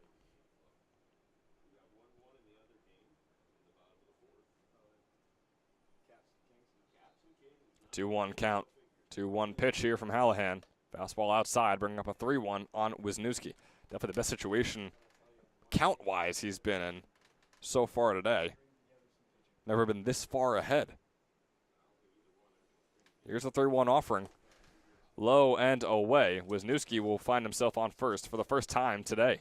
And it felt like earlier on for the Mams, Ross was commanding his pitches pretty well, but not speeding them up for them to be effective enough. This feels like the inverse. These pitches are quick, they're hot, but they're maybe not in control enough or located well enough to feel their full effects. Now it'll be Hallahan's first time facing the main man here tonight, Donato Incalingo, as Nate Jones keeps on taking steps back towards that left field fence. And Kalingo, for anyone just tuning in, is 2 for 2 with 2 home runs and 2 RBIs. A couple of solo home runs over the left field fence as Wisniewski getting caught up in a rundown, slipping on his way over to second. Hustling over to first base. No one's there to make the grab. In the rundown, Hughes stepped off after chasing him down. No one was there to replace him on first. So Wisniewski, like nothing ever happened, is still over there on first base. Yeah, I mean, if you were playing Family Feud and the category was things that infuriate baseball coaches, you're probably getting a top 3 result on that. Just poorly playing a rundown, either not backing up a guy or stepping off the bag for no reason. This one off the bat of Incalingo might get down in shallow right field. Instead, Bizzoni is going to make up a leaping grab. And he had time to throw it over there to first. Wisniewski was about halfway to second base when he made that leaping grab and was already having all of his momentum go towards first base. Doesn't make the throw, though. And it just puts out number 2 on the board, the first out of the day for Donato Incalingo. Yeah, might not have pulled it out of the glove in the way he wanted and didn't want to risk anything. It's always better to eat it and live to fight another day than make a bad error. It looks like we got a pinch hitter here. Pinch hitter is going to be Henry Ayers here for the Generals. Middlebury commit, a .375 hitter so far on the summer. Got to imagine we'll see him in game number 2. Middlebury in a nice part of the country up there in Vermont, just south of Burlington. Have a couple friends that go there. Heard very good things. On the 1-0, Ayers putting this one out to left field. Jones was way over on the right side, not going to make that grab. Wisniewski rounding second, heading over to third, getting down at third, and it's a double for it's a double for Henry Ayers. Boy, he has been fantastic so far this summer, and Nate Jones was positioned way right on that, and it goes right out into left field. A catch he probably would have been able to make had he not shuffled over so far right. Yeah, big old outfield shift on that one, comes back to bite him in the end. But you mentioned it. I mean, how about Ayers, man? .375 hitter across 10 games. He made an all-star team for a reason. This is all coming at the catcher position where you don't see typically a lot of offensive outputs throughout the levels of baseball. Usually catcher isn't one of your better hitters. And Ayers has really impressed me and impressed a lot of people here this summer. I'm sure Middlebury coaches will be happy that he's going back to Vermont with a good summer under his belt. Yeah, he just finished a spring with one of the best teams in all of New Jersey high school baseball, Seton Hall Prep, who for a long time was ranked as a top 3 team in the entire state. Now up at the plate is Thomas Cano Pizzell, a Shippensburg commit, or heading into his sophomore season at Shippensburg, I should say. Cano Pizzell, a .310 hitter on the summer. He brings a lot of pop and power, too. Just for a while, couldn't really find the consistency with the swing, but it's a violent one at that, and one that if he kind of squares up a ball, send it pretty far down that left field line. Yeah, just 1 hit in his past 3 games for Cano Pizzell, an ECCBL All-Star here for the Generals. An 0-2 pitch coming up here from Hallahan. Puts this one, nice little shallow blooper out into left center. Perfect spot as home comes Wisniewski. Home comes Ayers, looking for a 2 RBI double. He's going to get it. Thomas Cano Pizzell racking up the runs here in the top of the 6th. Their most successful inning yet. They had 1 in each of the first 4 innings. Made up for their scoreless inning in the top of the 5th with 2 here in the top of the 6th. Number 14, third baseman, Landon Hallett. Just seeing everything really well today and making really nice contact on pitches in the zone. I don't have the number of team strikeouts up right now, but you got to think it's a pretty low number for the Gens today. They've done really well with their plate discipline, drawn walks. Even their outs are high pop-ups or ground outs. Yeah, it's still up to about 6 strikeouts for the Generals as Hallett puts this one high into shallow center field. Mulhern chasing it down. Mulhern gonna make the grab as he races down. My goodness, hat flying off. Glasses just barely staying on. Regardless, making the catch for out number 3, but not before. It's a 2 RBI double off the bat of Thomas Cano Pizzell. The pinch hitter is making a big impact here in the top of the 6th. The Generals enjoy a 4-run lead heading into the bottom. We'll see you there.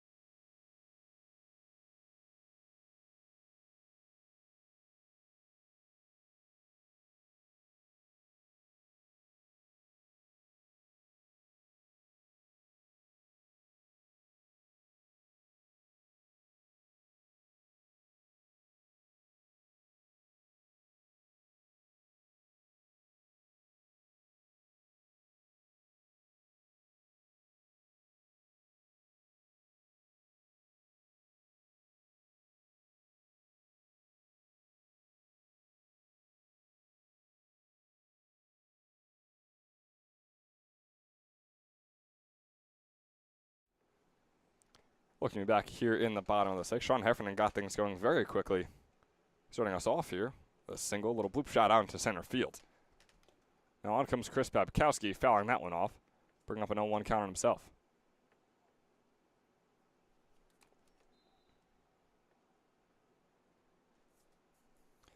And Ronan Huang back out there for his 6th inning of work. How about it? Out of Tufts University as Babkowski Lines this one right into the glove of Donato Incalingo. He is doing it all today for the Trenton Generals. I mean, what a day he's having. My goodness. I mean, he looks like Aaron Judge with the bat in his hands. He looks like Odell Beckham Jr. in his prime out there in right field right now. Donato Incalingo. I mean, obviously every catch is a one-hander, but that really just felt like a one-hander by him out there in right field. One out now on the board. Tyler Huzzy up at the plate, fouling off his first pitch.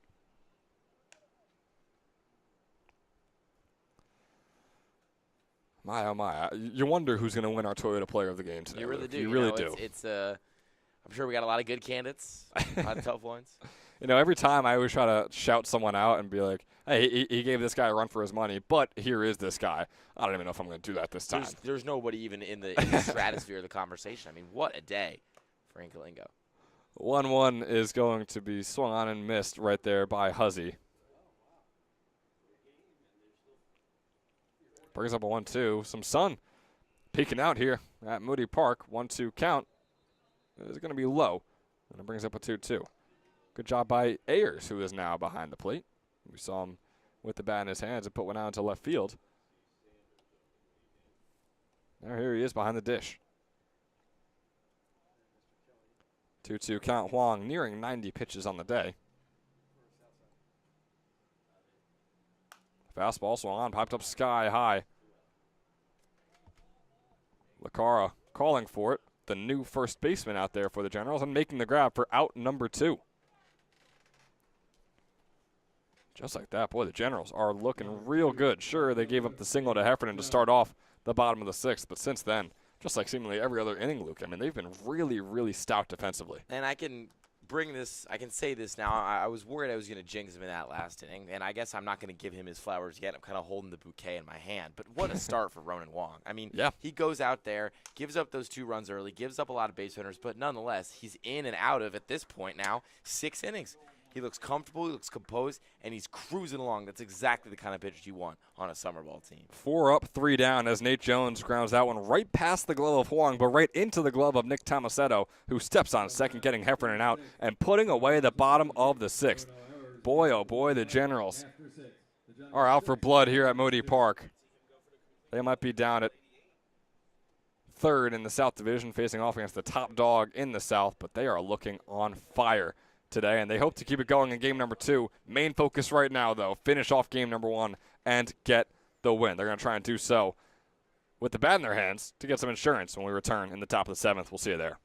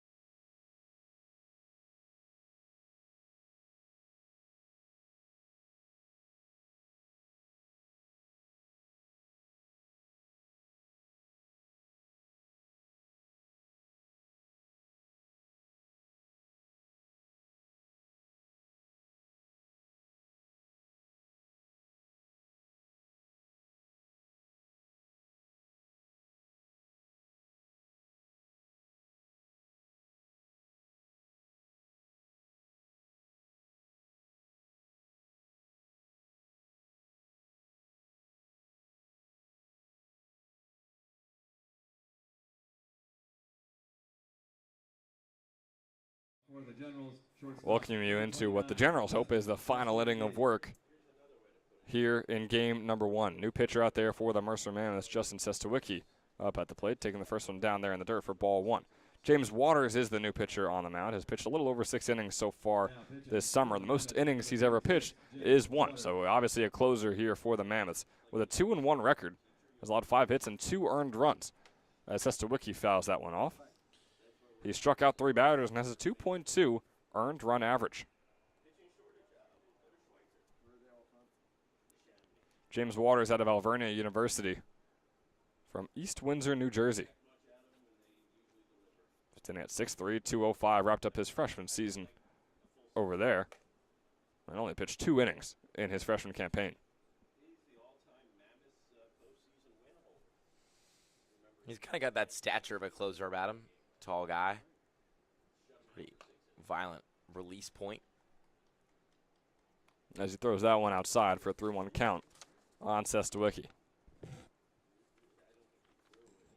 Moving fairly quickly as he loads up and deals once again. 3-1, swung on, fouled off. Now a full count pitch coming up. At this point, if you're the Generals, the most important thing, outside of closing this one out is making sure you carry this momentum and especially this offensive consistency over into the next game. They've been really good in a lot of facets of the game, but what they've done offensively has been really impressive. Nearly a fair ball. Definitely not a fail, but I guess you could say it was as it goes foul. Just past the third base line for Sestawicki there. Mentioned it before how it's sunny skies here in Ewing. Still have a 40% chance at 7. Seems as though, according to the forecast, we should be all right for the rest of today. Knock on wood, of course, with the luck we've had here in Ewing, New Jersey at Moody Park so far this summer. That pitch from Waters is going to go behind the back of Sestawicki there on the 3-2, and he'll take his base. Not going to be a hit by pitch, going to be a walk. Same result either way for Sestawicki as he takes first. Now on comes Nick Tomasetto.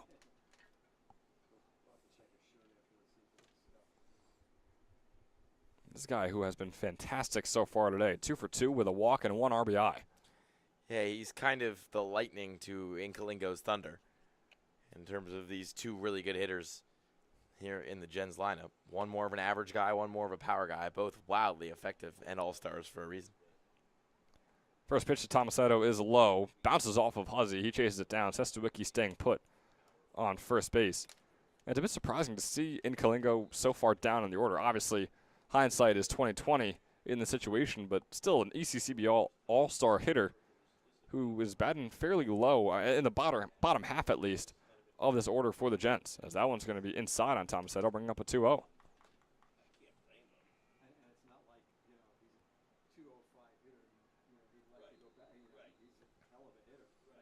Batting 8th in this 10-man order is Donato Inkalingo.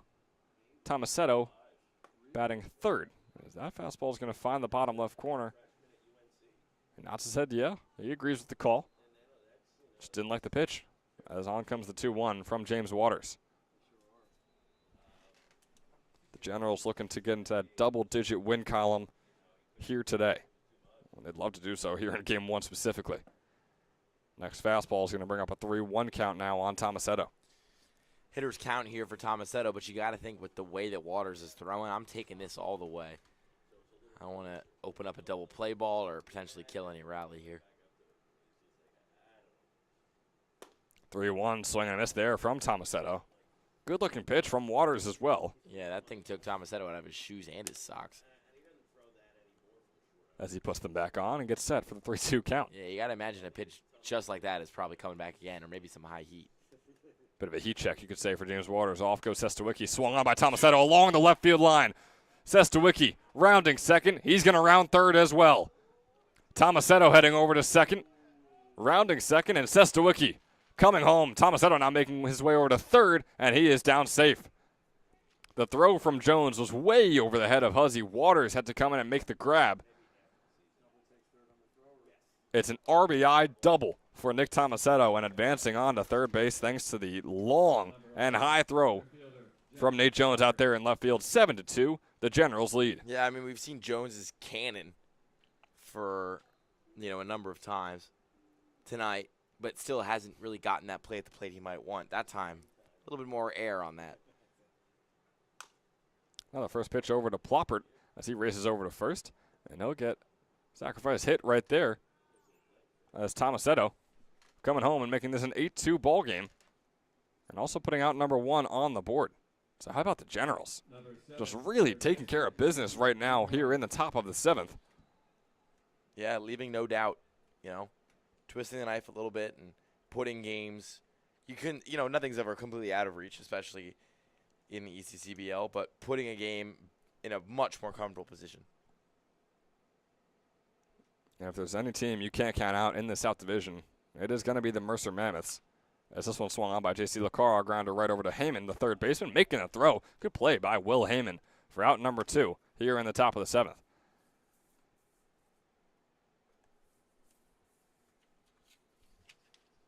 Number 34, left fielder Alex Bischoff. Yeah, we've seen some 6, 7, 8 run innings from the Mammoth in the past. Bit of a tough and tall task to ask them to do it in crunch time and when they need it desperately. But they're obviously going to give it a shot when we return in the bottom of the 7th. Right now, still looking for out number 3, though, against Alex Bischoff right here. Changeup goes high, brings up a 2-0 count on him. He's also looking to get on base for the first time today. Bischoff is 0 for 3. Every at bat, he's put the ball in play. As this one goes high as well. Waters starting him off with a 3-0 count.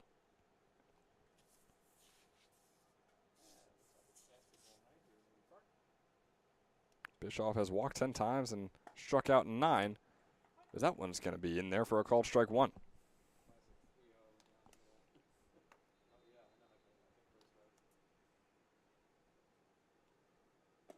And the fastball will be low and away.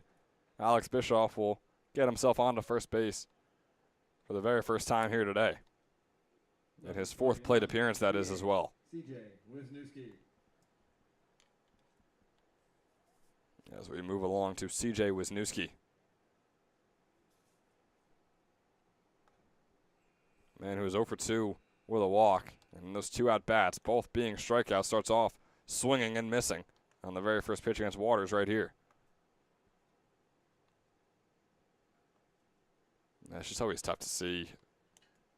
Been caught swinging on the 2 strikeouts he's had today as he fouls this one off. So making contact there, but at the point I was about to bring up is how much he struggled to just find the contact on the ball. Only a couple foul balls to his name, and as I mentioned, struck out swinging in his 2 at-bats.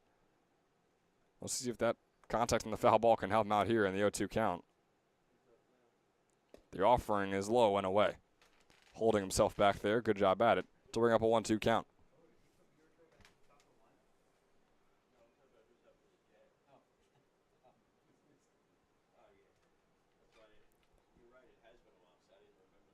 With 2 outs on the board, a runner on first. This one fouled off once again. Right over to his own dugout.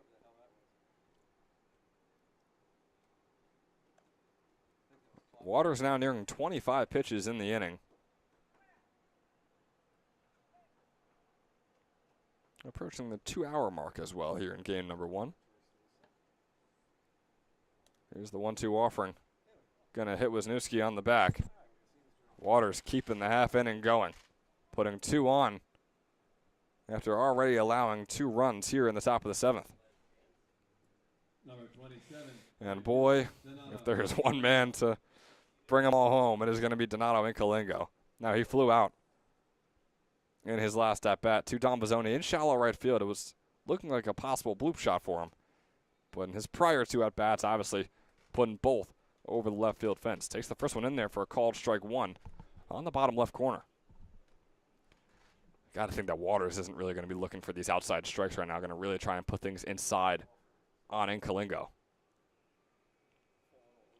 0-1, trying to do the same right there, but he puts it a little low for a 1-1 count now. If you're Incalingo, you got to think guys might be pitching around you. So if you see something, you might not get another opportunity. We'll see if he's able to take advantage of any opportunities Waters offers up. The 1-1. Swung on, grounder. Going to be right past the glove of Heyman. The error on him is going to bring home Bischoff and put the 9th run on the board for the Trenton Generals. An error on Will Heyman, putting Inkalingo on base, you could say, for the first time today. Yeah, the glint of the setting sun got into the eyes of the third baseman, and also that was just a play he's got to make, even with the sun, even with the moody dirt. That's the kind of thing that you just got to have that one if you're Heyman. Especially with a pitcher like Waters, who, to be honest, has had his struggles so far in his one and likely only inning of work here in game number 1. So as a fielding unit, you got to get him out of there as soon as possible. And I mean, really, I don't even know if you're going to play for this game anymore, but just to get out of this game and be able to focus on game number 2 as you trail by 7 runs. And we're still looking for just one more out. But Henry Ayers is going to be a tough out here for the Mammoths. Off goes Wisniewski over to third, putting runners on the corners here for the Generals now.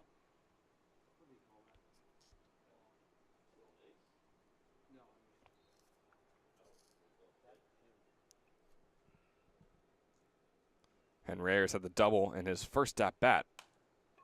He's looking to get another one here. Instead, he'll line it right into the glove of Jake Pope. Does a little hop, makes the grab, and finally puts away the top of the 7th, but not before 3 runs score for the Trenton Generals, 9 here in this 7-inning game as they hold a 7-run lead over the Mammoths, who, like we said, might just be focusing on game 2 right now, or maybe they'll put something together that is just going to blow our minds. To find out, join us when we return in the bottom of the 7th.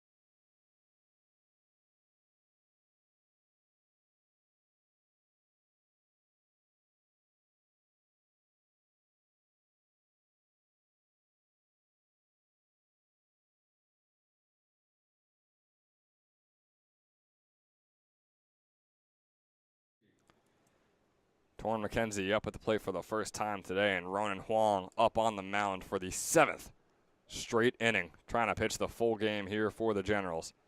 What a sight it would be. Huang has thrown 6 thus far, allowed 6 hits and 2 earned runs.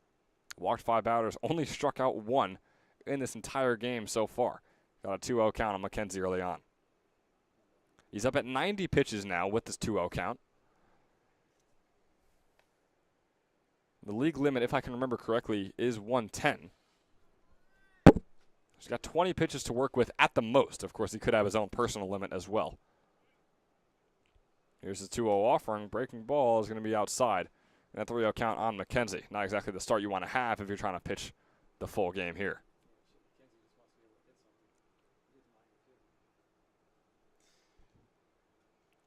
On McKenzie is low in the dirt, and he'll walk him in his very first at-bat here in inning number 7. And nobody up in the visible pen, as Coriel's going to come out and talk to him.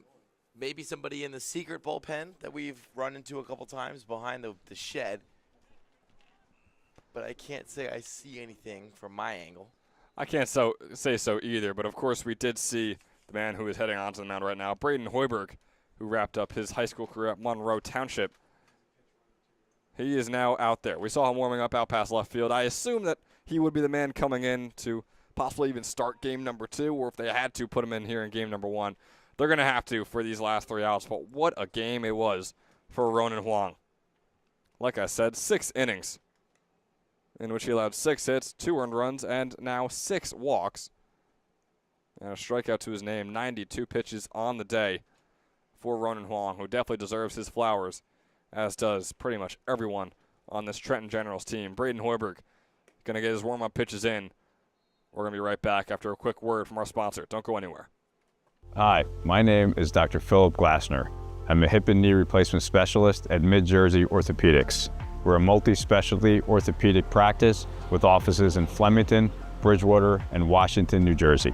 We have 18 fellowship-trained specialists to take care of you from your neck down to your toes. We offer conservative management such as bracing, therapy, and injections through surgical interventions as well. Our goal is to keep you active and healthy and get you back in the game. We also offer on-site digital x-ray as well as MRI. We have evening and Saturday morning office hours to assist with convenient appointment times, as well as having walk-in appointments available. Call us or visit our website at midjerseyorthopedics.com so we can help you to live life better.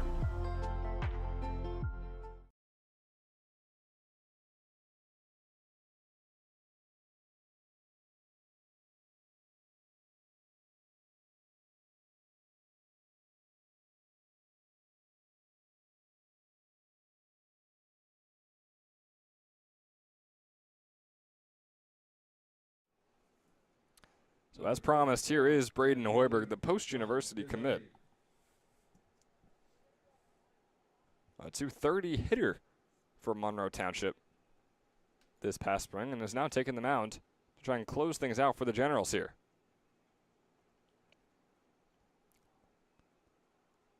Pitched 14 innings, has a 0-1 record, and has allowed 10 earned runs and 24 hits so far this summer for a 6.42 earned run average. Starts Dom Vizzoni off with a 0-1 count. It's Tucker over there on first, the pinch runner for Torrin McKenzie, who walked in his first plate appearance. Another pitch going to be in there for a called strike 2 on Vizzoni.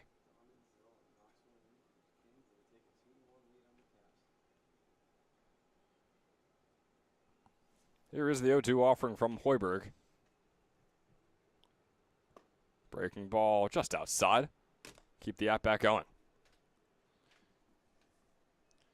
Couple of fastballs to open up the at-bat. I think that breaking ball was coming. Now the question is, what does he go back to? I think he's going to go breaking ball again.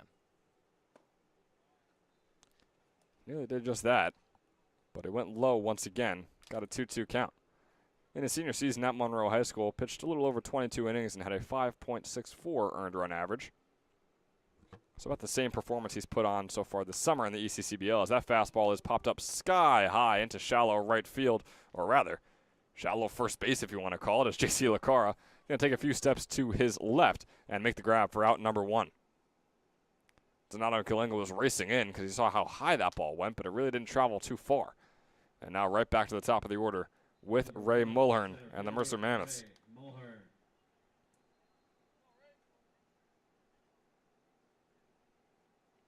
Ray Mulhern is the only player on this Mammoths team, one of 2 players on this Mammoths order to not get on base in any of his 3 at-bats today. Him and Joe Gamitter, who you could argue are the 2 most impressive hitters on this entire Mammoths team.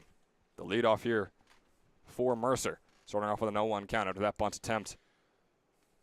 Yeah, but they've reached that big wave of all-stars that top that lineup. Yep. And it's hard to get through. You're going to have to get through at least 2 of them and get them out. The 0-1 breaking ball goes outside. He's facing Mulhern, then he's got Pope right up after that, who was 1 for 2 with a single and a walk. So again, not really insane days from any of the ECCBL All-Stars for the Mammoths, and you can really chalk it up to Ronan Huang's day, or you could just chalk it up to them having an off day, as this one's fouled off by Mulhern, and it brings up a 1-2 count. Ray Mulhern, heading into his sophomore season at Salve Regina, was just a 167 hitter. Of course, only had 6 at-bats, went 1 for 6. He's a near 500 hitter so far this summer for the Mammoths, though. 478 to be exact, with 22 runs. Both of those lead the entire Mammoth squad. 1-2 coming up here for Mulhern. Still looking to get on first base the first time today. Swung on to left center. Plopper going to take a few steps to his right and make the grab for out number 2 here in the bottom of the 7th.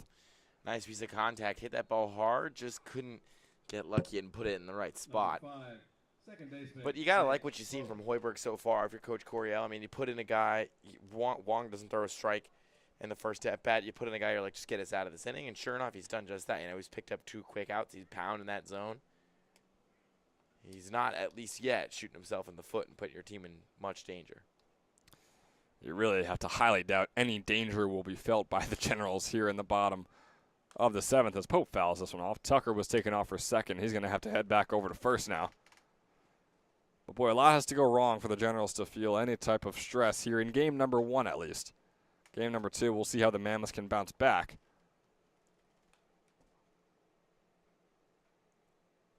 As the Generals are just one swing of the bat from getting their 10th win on the summer and improving to 10-11-2. Off goes Tucker again. The throw over, no one there at all. The second baseman and shortstop, Tomasetto and Sestawicki, never ran over. So Tucker is safe on second, and Ploppert will make the throw back to his pitcher on the mound. What is the standings-wise with the Kings and the Generals? What could happen if a win is here today?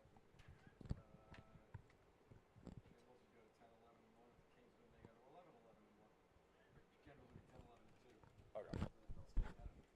The Generals will be ahead of the Kings? No, Kings will, okay. The 0-2 to Pope is going to be high and bring up a 1-2 count. And then what is the score of the Kings-Caps game? Kings are up 2-1 going into the bottom of the 6th. Okay, thank you. Caps are the home team. Gotcha. On the mound. 1-2 count coming up for Pope here. Here's the pitch. Swung and a miss there from Jake Pope. We might have gotten bamboozled by the count there because you and I both thought that might have been it. Oh, they're going to say it was foul. All right, so we were bamboozled by something, that's for sure. Got a little bit of Pope's bat. That's why he is still out there in the batter's box. The lefty hitter up against the righty pitcher, Hoiberg. Here's the 1-2 once again. Swung on, looking for the gap, but he's not going to get it. Tomasetto making the toss over to first, and that's going to do it for game number 1.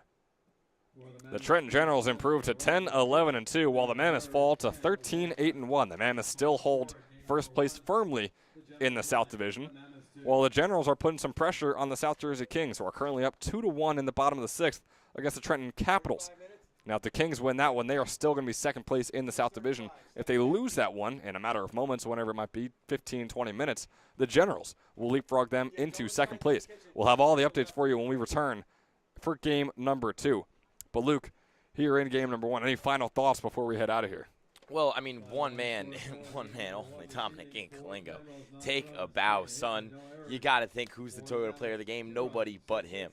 Really, one of the best individual performances we've seen all summer here in the ECCBL. And those 2 home runs, again, neither of them you really had any doubt they were going to leave the park. Both just shots off the bat, finding their way over the left field fence, one a little bit deeper than the other, but still 2 solo shots to his name. And also, just as a team, really, really nice performance by the Generals. You know, again, they look like a unit that's well coached. We know they're very well coached. They played very strong team defense. They didn't make an error. They were complimentary in terms of how they hit, in terms of how they ran the bases, and they reaped the rewards. A nice 9-2 win over a team that was first in the division.